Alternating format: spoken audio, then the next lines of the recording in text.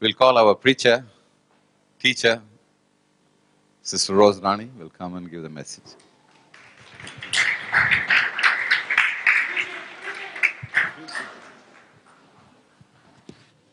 Praise the Lord. Are you excited today? I'm so excited to be today. From the starting, we are so blessed. And before I start my message, I just want to share something. It is, I think, last month, when people were called to pray in the front, a young boy came to me and he said that, before I asked him, what shall I pray for you? He said to me, just pray for me that my life must please to God. I want to live a life that pleases God. When I heard that one, I saw that tears from that boy was pouring like a falls. And he was fully shaking, already totally anointed. And one thing God was speaking to me, in my life, that boy never seen the hand of God so much in my life, but I have seen more than that boy because I am already past 55 years. And that boy, when he is having that hard desire, that burning desire, that he was crying and asking that he want to please God, his life want to please God. He is not 14 years, he is not 13 years. How much we must have, how much I must have. From that day onwards, I started to ponder and I was asking the Lord, Lord, I need that anointing, which was on that boy. I need that heart desire. And my desire from today onwards, I want to please you. I want to please you. In all of my life, whatever I do, I want to please you. Teach me, Lord. And that's why this message was given to me. And I want to share this message to everyone in this church, because in this church, that anointing which flowed from that boy is going to kindle the fire in everybody's heart. And we are not going to leave this room as we came. We are going to be a changed person, and we are going to do something great, and we are going to see in future what God is going to do in this place. Let's pray. Thank you, Jesus. Oh, Father, I thank you for your grace and mercy. Father, we are ready. We are ready to listen from you, Holy Spirit. Holy Spirit of God, we want you to teach us. We want you to teach us the way we want to live and please our God. Thank you, Holy Spirit. Lord, we pray this evening, Father God, that everyone in this place, we want to have that fire in our life. And we want to do something great for you, Holy Spirit. Great for you, Jesus. Thank you, Holy Spirit. We give you glory, honor, and power. We pray in Jesus' name. Amen. So my message is the life that pleases God. God desires that you live a life that is pleasing to Him.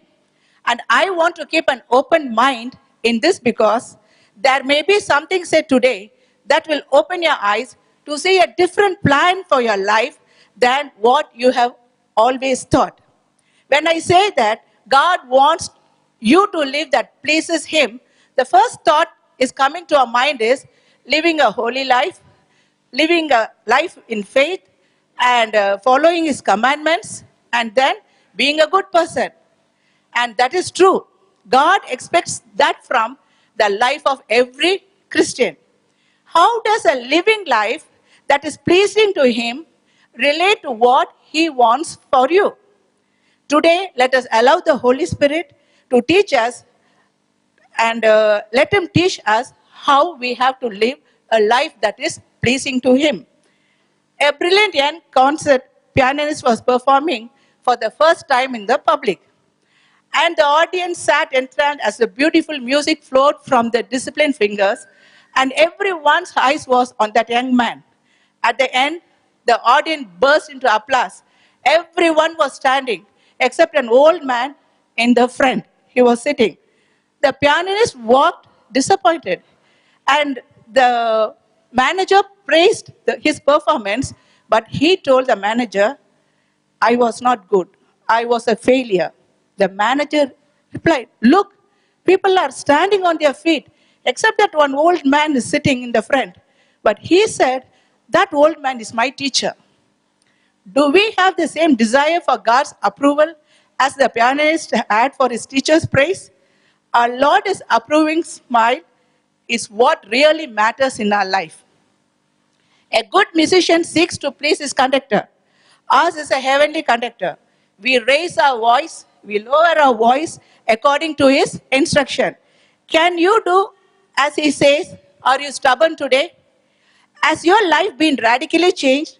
Or is it water of a duck's back?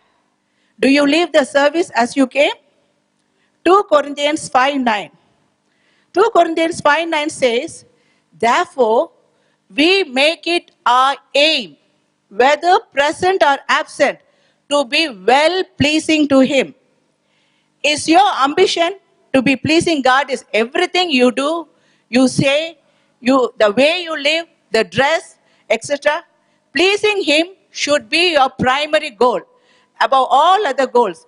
We should not be pleasing others in front of God. We are told we will stand before God and we will be judged on how we met the goal. 2 Corinthians 5:10 says, for we must all appear before the judgment seat of Christ, that each one may receive what is due him for the things done while in the body, whether it is good or bad. We will not be judged on how much stuff we accumulated. We will be judged how much we pleased Him. Oswald Chambers, he wrote that we should examine ourselves at least once in a week to see that your life is measuring up His plan, purpose, and ways of your life. It is what he wrote is good, at least once in a week, but it must not be our goal. We have to measure ourselves, we have to check ourselves moment by moment. Your prayer should be, Lord, help me to live according to your plan and purpose for my life every day. You see, every parent, what is their desire? They want the children to please them. They want the children to be very good and please them. That is the parent's desire. Same way, Heavenly Father wants His children to please Him. Let's go to Colossians 1:9-14. Here we can see how Apostle Paul is giving us some ideas on a life that pleases to God. Colossians 1:9-14.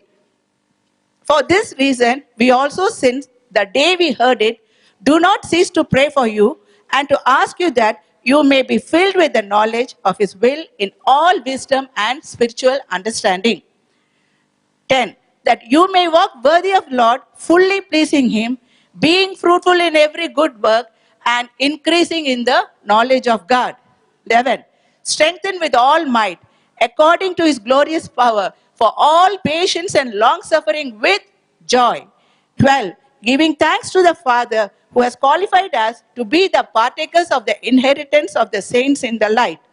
13. He has delivered us from the powers of darkness and conveyed us into the kingdom of Son of His love, in whom we have redemption through His blood, the forgiveness of sins. Here he is showing us 4 specific ways that pleases God. Number 1, by being fruitful in every good work. First, the Lord is pleased with fruitfulness. And a life of fruitfulness comes when we are filled with the Word. John 15:1-5. I am a true vine, and my Father is a vine dresser. Every branch in me that does not bear fruit, He takes away. And every branch that bears fruit, He prunes, that it may bear more fruit. You are already clean because of the word which I have spoken to you. Abide in me, and I in you. As the branch cannot bear fruit of itself, unless it abides in the vine, neither can you unless you abide in me. I am the vine, you are the branches. He who abides in me and I in him bears much fruit, for without me you can do nothing. Do you see where fruit bearing comes from? It comes when we abide in Him and when we let His word sway in our hearts. The idea of bearing the fruit is not foreign to us. If we purchase a tree from the nursery and when we take care of it, we will expect that tree to give a fruit in few years. We will wait for 2 years or 3 years, and if the tree is not giving any fruit, one thing, it's a the tree is not a fruit-bearing tree. So what we will do, we'll go to the nursery and we will complain. Jesus says this is true of people who profess faith. He says in Matthew 7:15 to 17, watch out false prophets. They come to you in sheep's clothing, but inwardly they are ferocious wolf. By their fruit you will recognize them. Do people pick grapes from thorn bushes or figs from thistles? Likewise, every good tree bears good fruit, but a bad tree bears bad fruit. How can we tell if someone is professing to be a believer, but he is not a believer? We can tell by watching their lives. If there is not a change in their living, then we can conclude there is no change in their soul. Our heart and our soul will come together. We cannot separate it. Now, it is important that we remember fruitfulness takes time.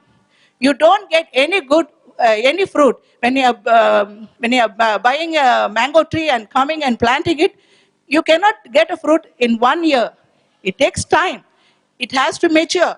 The same is true for the followers of Christ. The change might not be immediately discernible. However, over time, we should be seeing difference in the way people live. Consider this. Some things that we human beings do, some of our attitudes, some of our speech, some of our things that do not please God. Let's go to book of Galatians. Here, Paul contrasts the life of a sinful nature with the fruit of the Holy Spirit.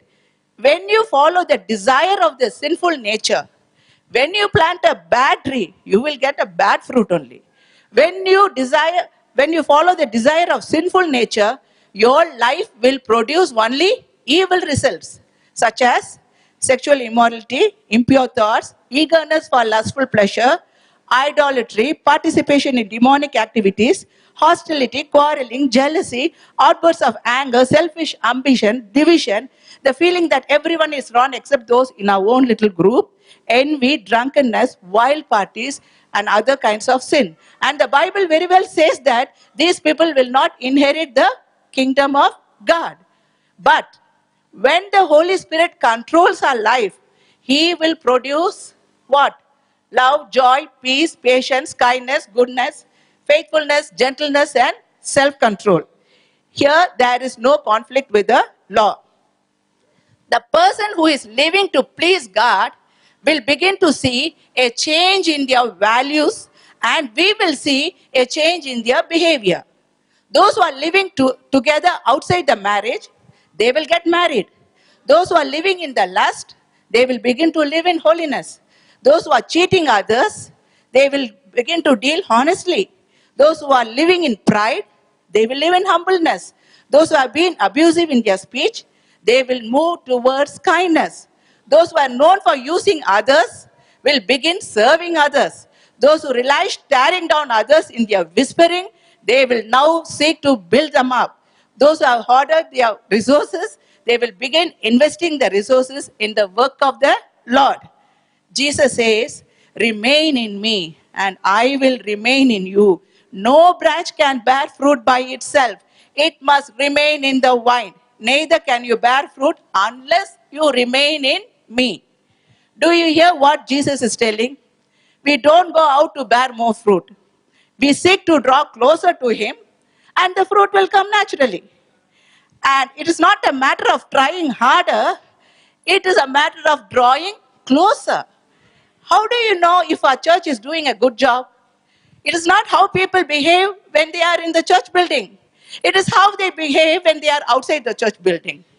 The life that pleases God is the one that glorifies God in our daily life. In how we do our job, how we treat our co-workers, the tactics we use and we won't use to make a profit, the way we handle our mistakes, the way we treat our families. Do you know that we are the bride and He is the bridegroom? And already He selects beautiful dress for us. And He's telling, my bride, I don't want you to wear all the filthy dress. I want the dress what I want you to wear.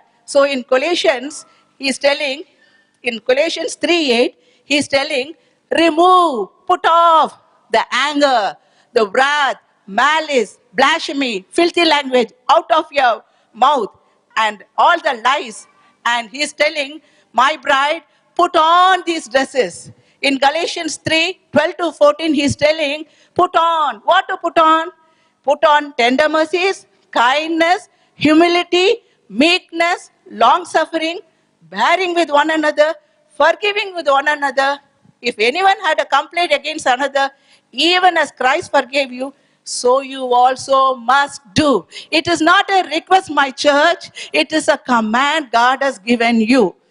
And then he is telling, I want to give my bride the last touch up. So what he's telling? He's telling, okay, now it is good. You are looking good. I want to give a last touch up. That is, above all these things, above all these stresses, put on love, which is the bond of perfection. And then he is telling, now your dress is perfect. Now my bride is perfect. And this is the perfect bride that Lord seeks. This is the perfect bride that Lord wants, that bridegroom needs. Colossians 3:15-17 says, and let the peace of God rule in your hearts, to which also you are called in one body, and be thankful. Let the word of Christ dwell in you richly, in all wisdom, teaching and admonishing one another in psalms and hymns and spiritual songs, singing with grace in your hearts to the Lord. And whatever, underline the word, whatever you do in your word, whatever you do in your deed, do all in the name of our Lord Jesus Christ, and giving thanks to God the Father through him. And you let his word abide in your heart, so that these things will rule your life, and you will be a fruit-bearing believer. Then find yourself among the saints whose lifestyle pleases the Lord. So first thing that pleases him is you being a fruit bearer. Number 2, growing in the knowledge of God. You please him when you increase in the knowledge of God. We are pondering on the 10th verse. You please him when you increase in the knowledge of the Lord. And you know God is infinite. There is no end to him. There is no limit to his ability. And you will forever be getting know him better and better. The life that pleases God is one that keeps on growing in knowledge. It is continually to know God, seeking him better and better every day. That is his plan. God has a great joy in that one when you do it. After you get saved, God then expects you to start spiritually grow and mature your walk with him. You cannot become more holy, you cannot become more transformed and sanctified unless you are spiritually growing. And you cannot start spiritually grow unless you are seeking after the knowledge of God. And that will cause the spiritual growth to occur in the first place. If you really study the people who are the great discoverers, who are they? It is the seekers. It is the people who are constantly learning, constantly trying to improve their knowledge based on whatever it is they are seeking after. Their great discoveries are changing the course of our human history. And they could not have made those great discoveries without first seeking after the knowledge that would eventually lead them to those specific discoveries. The knowledge of God is like a treasure chest that has no bottom to it. There is no limit to the amount of knowledge that God can release to you and me. If you are willing to dive into that treasure chest and start seeking after it, then that life will please the Lord. Think about this. The only one, all-powerful and all-knowing God of the entire universe, and willing to able to transmit his knowledge and his wisdom to you, whatever things you are seeking on.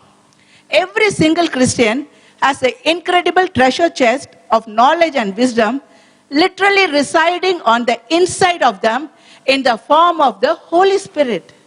And the Holy Spirit is only too anxious and just waiting for you to tap into Him and get this knowledge to start to be released to you. It is not a theoretical knowledge. It is not a book knowledge. It is a personal experience with living with the Lord. God is not satisfied with superficial relationship. With His children, He desires full intimacy, unbroken closeness, and fellowship between you and Him. He knows all about us. He knows our likes, our dislikes, what is important for us, what is our plan, what is our destiny, what is our priorities, and what the Lord wants. And He desires that He wants to know Him like manner, in a deeper way. We must come to know what He is like. We must come to know what He can do. We must come to know how He works in your. We must come to know how He works in others' heart. We must come to know His power and love. We must come to know His fatherly care and compassion. First of all, remember, growing in the knowledge of God is not as seeking to learn how to get more from God. Many of us only concerned with how we can tap the resource of God. We want to know how to get God to answer our priorities, prayers. We want to know how to God to meet our needs and banish our problems.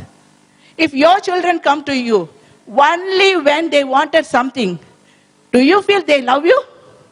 When your children spent their life studying how they could get you to give them what they wanted, would you feel loved?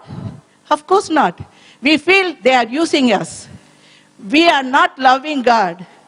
Most of the time we are using Him.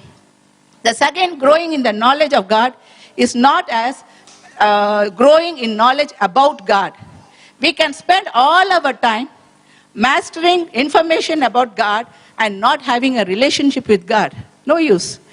When we read Paul's word, increasing the knowledge of God, we see that it is not information about that Lord that pleases Him.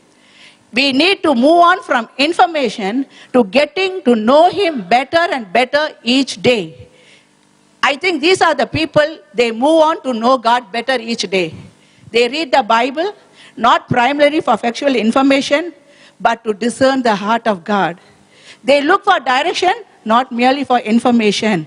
Their prayer is not totally consumed with a request. They take time to work on their relationship with God.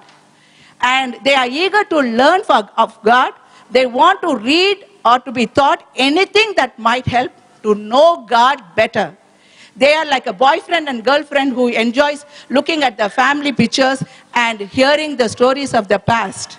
And they are careful to make sure they are seeking truth and not just seeking ammunition to defend their own perceptions of God. So everyone must remind ourselves to know that we read Bible not for primary or sermon ideas or for arguments to defend our theological convictions.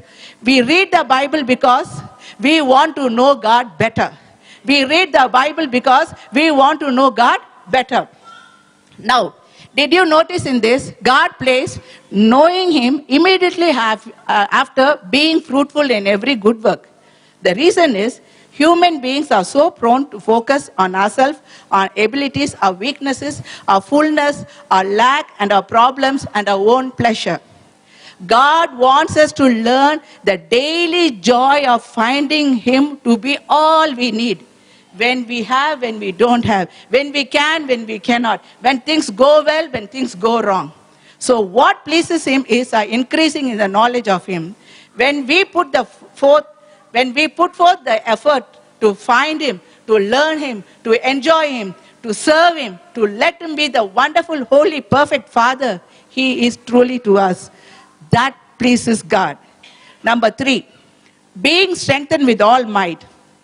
Here Paul prayed, being strengthened with all might according to His glorious power unto all patience and long suffering with joyfulness. Here, if there is one thing we all need daily, we have to be spiritually enabled. We need that. We must be strengthened with spiritual enablement. You see, fruitful Christian, a knowledgeable Christian, enjoys the wonder of being a strong Christian, a strong inner man. A strong man or woman of God is one who is strong in the good character. Spiritual strength produces and develops at least these two things. That is, patience and long suffering.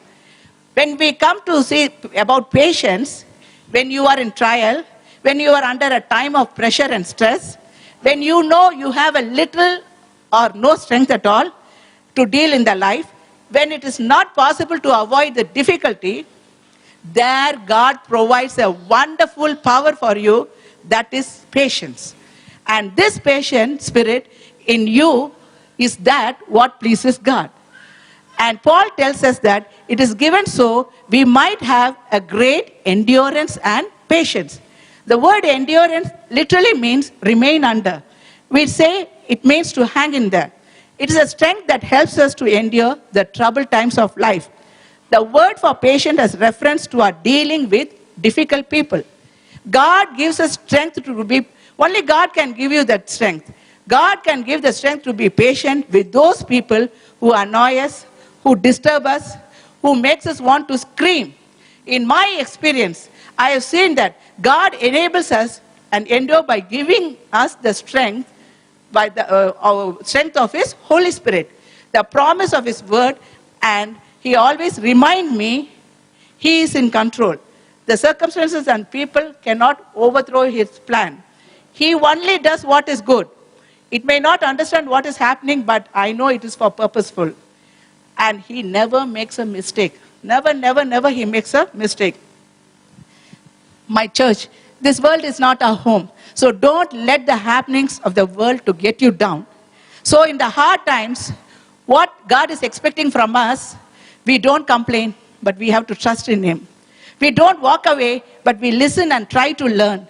We don't despair, but we have to hang on tighter. Being strong in the times of trouble is very difficult. But it may not be as difficult as the concept of patience with the difficult people. There is nothing that tries my patience like something annoying me. But do you see? That's the point. People naturally react to difficult people negatively. That is world. Correct? People naturally react to difficult people negatively. When we are in Christ, He begins to give us a different perspective. God teaches me patience with others by reminding me that I was, and sometimes I was a difficult person, that everyone needs the benefit of the doubt. They may be having a bad day. The most difficult people are people who are hurting. Judging a person's heart and motives is something that is God's job. That's not my job. God has a history of transforming the people. I would have written off. So first, when you suffer the challenges and painful things of life, God's grace enables you to endure. The second is long suffering. Long suffering, you know, it is a fruit of the Holy Spirit. And long suffering simply means long temper. Long suffering means you don't let circumstances and people to provoke you. Now we all know people with short tempers. They are the ones who don't exhibit long suffering. They don't suffer other people or difficult circumstances very well. The long-tempered people, the ones with the quality of long suffering, these are the people that can please God. And Bible is telling a lot about long suffering. The Bible says it is rewarded, it comes from being tested, it comes from reading the scriptures, it is needed most of the time, it is evident in many God's people, and it is a virtue that is learned by experience only. My dear church, that is what honors the Lord. This is what the Lord is telling that is pleasing Him. And there's one more thing there. He doesn't want you to waste your trials with grumpiness. The scripture says, unto all patience and long suffering with joyfulness. The Lord is ready to give you that amount of, He is ready to supply you the amount of joy anytime when you are experiencing things beyond your control. And when you have to face those things which you find disturbing and irritating. Sure, you would like to retaliate and get angry with someone for their decisions, their actions or inactions. But God's way, in that way of long suffering, God's way is telling you must have that long suffering with joyfulness. And I just want to bring a testimony about Lynn. she testified in herself that she had a very bad time in her office, and she wanted to quit the job. And she don't want to go even to the office. But that day when she went to the office, and it was a very, very bad day, and her boss was screaming and doing things like that, and she wanted to cry and she wanted to scream that. But what she thought is, let me go inside the washroom and do my screaming and crying. So when she went inside the washroom to scream and cry, as she stepped into the washroom, she started to laugh and laugh and laugh and laugh. And after laughing, she felt very comfortable. And then she came back to her seat and she was sitting. And then one of her colleagues was telling, what happened to you? Are you okay? She said, yes, I went to the washroom, I laughed and laughed, and now I'm comfortable. And that lady said that you are crazy. Yes, God's children will look crazy for other people. But we know God said that you go through all that patience and long suffering with joyfulness. She had done that one. Praise God. And this pleases God. And there's only one way to do it. Paul wrote in Ephesians 4, 1 till 3, that long suffering comes by love alone. This we have experienced. Whenever we are going through trials and things, just say that, let God's love flow through me. Let God's love flow through me. Only God's love can do this one. And it is His love that works, especially since our natural love is so often so weak. So think about our church, our family for a moment. Are we not a group of people with different personalities here, sitting here, with different gifts, with different abilities, with different talents? Well, just the fact that we are different means we will approach things differently. And constantly the Lord gives the opportunity to develop the response of long suffering with joyfulness when it comes to other believers. You have to follow this. And the very same thing holds true in your family. Are you not much different from your spouse, your siblings, your parents, your children, your loved ones? And hasn't the Lord continually given you the opportunity to develop this quality of long suffering with them? Church, it is one of the key to fellowship. It is true that we are different. Be glad for that. Then, when your brother and sister in Christ says or does something that rubs you the wrong way, apply the scriptures to your heart. That pleases God. That brings joyful to God. Choose the Lord's way, and the Lord will be honored in that place by your choice. Let me give you a word of encouragement on this matter.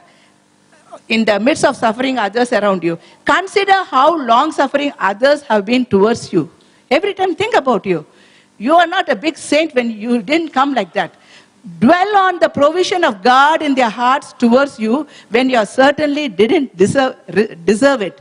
Then this will help you continue developing the spirit of patience and long suffering. Here is an interesting poem that will help you personally in developing these attitudes. What I thought was tragedy, you turned into triumph.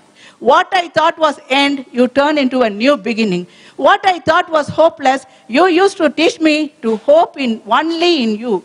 What I thought is impossible, you made it possible. What I thought would destroy me, in your hands has brought genuine life. When I thought my circumstances were out of control, you pulled back the tapestry of my life to reveal your master craftsmanship at work. A preacher once visited an orange grove where an irrigation pump was broken down, and the season was usually dry and many trees were dying. And a man was taking him for the tour. And then that man said, see, because there is no water, all the trees are dying here, but come to my orchard. So he took to his orchard, and here he says, these trees could go without rain for another 2 or 3 weeks. And by the time the rainy season will come. You see, when they were young, I frequently kept water away from them.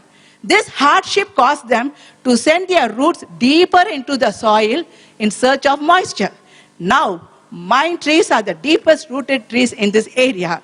And with others are being scorched by the sun, they are finding moisture at the greater depth. See what an illustration it is. The strongest tree have the deepest root. And they have the deepest root. How?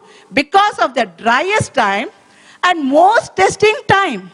Then the roots had to go deeper.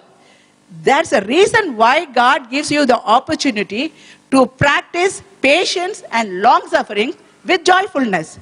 It is because you know that it is the only best way to make you a strong saint. And that pleases Him. And He says that the true strength is produced by the things when you endure, and usually things we simply do not like. Most of us, if not all of us, would never truly gain spiritual strength if we would have not given these kinds of opportunities in our life. We have sandpapers in our life that rubbed on it, and so that because of that sandpapers only, we are getting smoother and smoother every day. So praise God for every sandpapers in your life. God put all these people in your life so that you would be sharpened, you will be shaped in godly men and women. So yes, some trees will appear to be fruitful around you, but when the really challenging days come, who will be the one that is able to continue standing and producing fruit? The fruit whose roots went deep into God and found His strength when they had to endure the suffering, the suffer long with joy. Number 4, giving thanks unto the Father. Have you ever noticed how much we complain? Complaining is the arch enemy of thanksgiving. These two cannot coexist in the same heart. So I challenge you to quit complaining. When my sister was keep on complaining about her husband and child, I said, can you do a fasting? I said. She said, fasting? I'm very weak. I'm having that trouble, this trouble. I cannot fast. I said, not fasting out of food. Just fasting out of complaint, I said. Keep your mouth shut. Don't complain. When you want to file a complaint, file thanksgiving, file a praise, and praise God, and see what will happen at the end of the day. And at the end of the day, she said, oh my God, I got good news from my husband. I got good news from my child. See, things will happen. Things will move. And Philippians 2:13 says, do everything without complaining or arguing, so that you become blameless and pure children of God, without fault in the crooked and depraved generation in which you shine like stars in the universe. So, when you want to shine like a star in the universe, stop complaining. I used to think people complain because they had a lot of problems.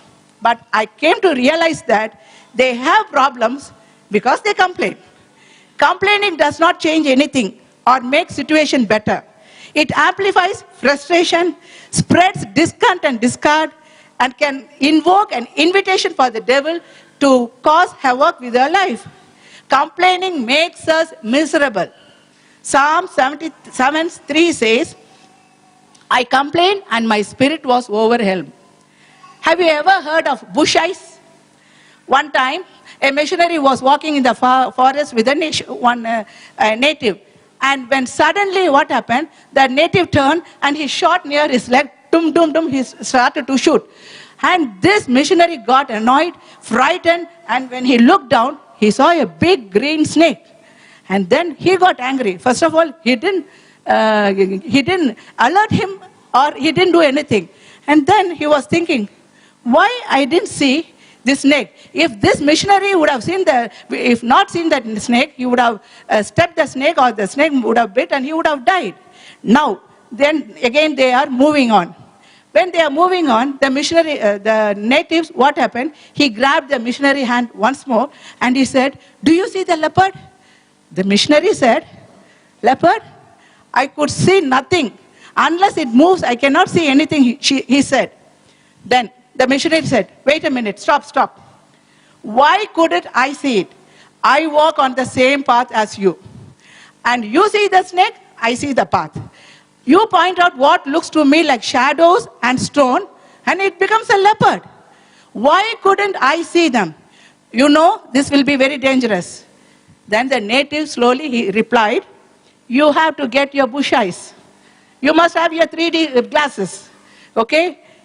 What? Bush eyes? That means if you stay in the jungle long enough, you develop what they call bush eyes. What an illustration it is. we could walk through life blind to God. All we would see would be the reason for complaint. But when the Holy Spirit open your eyes, open God's eyes, then we can see God where and when no one else can see him. We see God where others see leaves. We will see God when others see just rocks and vines. We need to see God in all things, and this will stop complaining.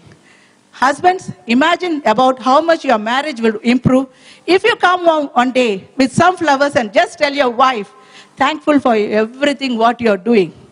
And wife, just think about your marriage would improve if you tell your husband how much you appreciate him once in a while. Kids, think about how much better things would go for you in home if you tell your father and mother once in a while how grateful you are, the money they are spending for you, the stuff they are getting you, the things they are doing for you. Do you know that how the Apostle Paul began most of his letters in the Bible? To the church in Rome, he wrote, "First, I thank my God for all of you." To church in Corinth, he wrote, "I always thank God for you." To church in Ephesus, he wrote, "I have not stopped giving thanks for you, remembering you in my prayers." And to church in Philippi, he wrote, "I thank my God every time I remember you." To the church in Colossians, he wrote, "I always thank God when I pray for you." Paul made sure that he let people in the churches know that he was thankful for them. Imagine how much better our church and our relationship would be if we express our thanks for each other from time to time. Instead of picking at each other's fault and dwelling and meditating and chewing on it, what if just stopped and became grateful for each other? I tell you, another way of having a great heart will benefit you. It will solidify your relationship with God, which is the top benefit. Someone said that God lives in two places, that he lives in heaven and then he lives in a humble heart and a grateful heart. Hebrews 12:25 says, "Let us please God by serving him with thankful heart." There is something inside of each of us that needs to give thanks to God. When I spend time giving thanks to God for all I have, I feel very close to him. I know that you also do it. This is an art of worship. I think that exactly what 1 Thessalonians 5:18 says, "In everything give thanks, for this is the will of God in Christ for you." It is God's plan, his will for you to give thanks to him. He made us for that. Here I want to add another illustration. A poor man went to a baker and the baker gave him a piece of bread. And he said, "Thank you, baker." He said, "Don't thank me. Go and thank that miller who made the flour." So he went to the miller and he said, "Thank you, miller." He said, "Don't thank me. Go to the farmer who planted the wheat." So he went to the farmer and he said, "Thank you, farmer." He said, "Don't thank me. Thank the Lord. He gave the sunshine. He gave the rain. He gave the fertility to soil. And that's why, my friend, you are having your bread in your hand to eat." Everything we own, we ultimately received from God, and we owe him thanks. James 1:17 says, "Every good and perfect gift is from above, coming down from the Father of heavenly lights, who does not change like the shifting sand." I found this list of questions you can ask to test whether you are a grateful person or not. Which do you tend to talk more? Your blessing or your disappointments? Are you a complainer? Always grumbling, always finding fault with your circumstances and other people? Do you find it easier to count your blessing, or it is easier to count your afflictions? Do you express thanks to others when they help you, or just take it for granted? Would others say that you are a thankful person? One last thing we can do to produce a spirit of thanksgiving is to develop the daily discipline of giving thanks. In order to be thankful, we need to start giving thanks every day, not just once in a year on Thanksgiving Day. We need to discipline ourselves to find each day, and we should be thankful for God and express our thanks to God. Perhaps you can create a journal of file on your computers. We can list out what all God has done for us. Call it as a praise file. Thanksgiving must be your daily habit. Ephesians 5:19 says, sing and make music in your heart to the Lord, always giving thanks to God and Father for everything. Always is the key word here. For everything we have to thank God. Remember the old hymn. When upon life's billows you are tempest tossed, when you are discouraged thinking all is lost, count your blessing, name them one by one, and it will surprise you what the Lord has done. Thanksgiving is a daily discipline. I read recently one article. If you own one Bible, you are abundantly blessed, because 1/3 of people in the world do not have access to the Bible. For example, I want to say last week I had a chance to go and share to a family, and it is a Hindu family, and the wife and the children accepted Jesus Christ, but the husband is against it. And what she is doing, she has a Bible not in her house, in her neighbor house. Every day she go to a neighbor house, read the Bible, keep it there and come back, because the husband is against reading the Bible. See, can you lift your Bible and say that, I am so blessed I have my Bible in my hand. Today we can say that we are so blessed. If you woke up this morning with more health than illness, you are more blessed than 1 million people who will not survive this week. If you have never experienced the danger of war, the loneliness of imprisonment, the agony of torture, starvation, you are more fortunate than 500 million people on the earth. If you have food in your refrigerator, clothes on your back, roof over your head, 20 drams in your pocket, and a place to sleep, you are the richer than 75% of the world. Can we say, oh God, forgive my complaint? Oh God, forgive my complaint. Remember, the soul gives thanks, can find comfort in everything. The soul that complains cannot find comfort in nothing. A positive, thankful person is a great witness in the dark world. Our light shines for the Lord when we are thankful, when we live in and express it. Give thanks, it is God's will for our life. Giving thanks to God and others, that pleases the Lord. So I want to conclude, God's way is for us to live a life that is most pleasing to Him. And that is a choice for you and me. Church, this is the God's way. This is God's work, and there are ways your life bears fruit in pleasing to the Lord. These are the ways. And the question is, are you submitting your heart to Him and let Him to do His will in and through? If you take these characteristics and use them to measure your own life, even I feel that I am not pleasing God. But we must not get depressed. Please remember two things. First, Paul said that, pointing to the goal. This is what we are working towards, not where we should already be. Second thing, we must remember that we cannot bear fruit apart from Christ. These are not characters we can produce in ourselves by great effort and by a great hard work, but we can produce this by drawing closer to Him. Today, let us tell the Lord, I'm willing to trust Him for eternal destiny. I'm willing to rely on His provision for me. I'm willing to let Him build a new life in me, that the life I am created to live. This is the first step. Take the step today, and I know that everyone wants God's best in your life. We should never allow ourselves to be satisfied with the second best, where there are biblical principles that will cause us to enter into God's best for our lives. Proverbs 16:7 says, when a man's way please the Lord, He maketh even his enemies to be at peace. Praise God. He will make the enemy to be at peace. This sounds great. So our primary goal should be to find what pleases Him, and it must become our lifestyle. Church, I long and pray that we will be a church that is pleasing to God in worship, in character, and good works, and in prayer. I long to see the power of God through us in the answer to prayer and teaching to transform our lives into the image of Christ.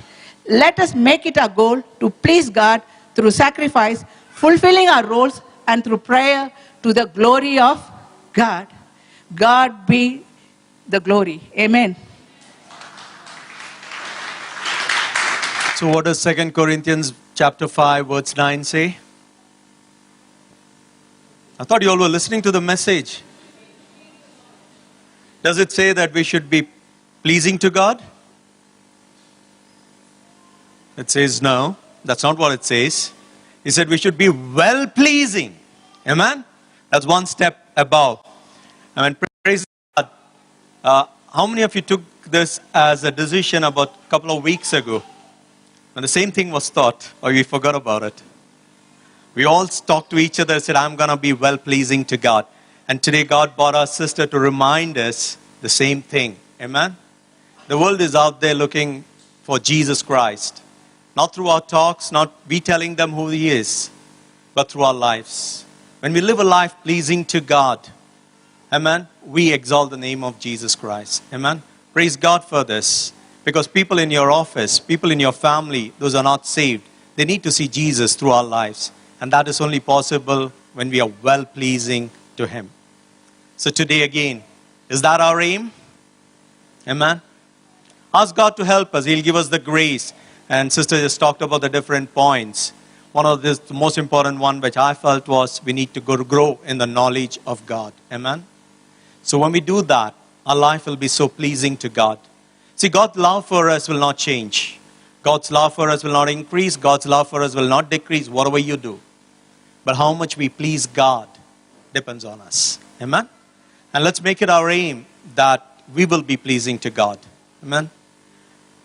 God's going to do something mighty, but He's waiting for each one of us to come to that place. Amen?